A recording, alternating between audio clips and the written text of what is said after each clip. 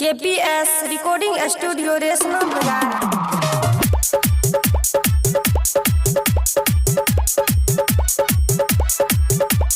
DJ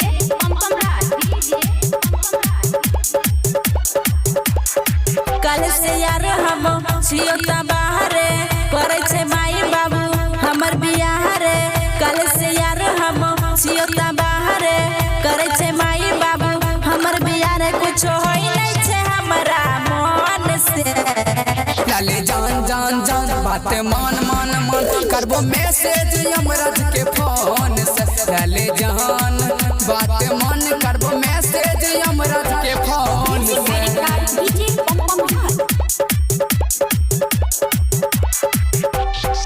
शादी के बात चलई रह चुपे चाप रे।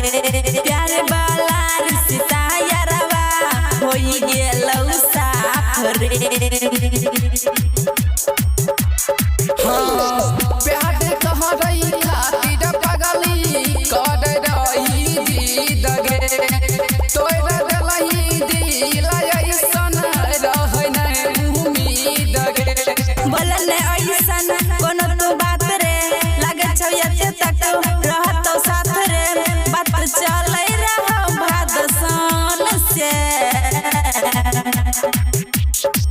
लाले जान जान जान बात मान करबो मैसेज यमराज के फोन से। लाले जान बात मान करबो मैसेज यमराज के फोन से।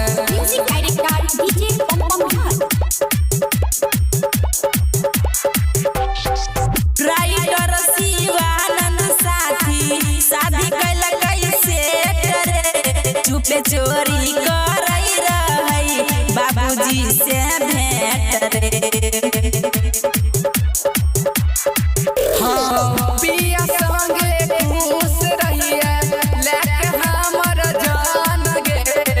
प्यार के ई फैसला करतई दिल के भगवान गे। कहे छनी भा सुन कन्हैया मन ने बात हमर बड़का भैया। सब कुछ खरीदा गेल छै न लाइन रे। लाले जान जान जान बात मान मान मान करबो मैसेज यमराज के फोन से। लाले जान बात मान करबो मैसेज यमराज के फोन से।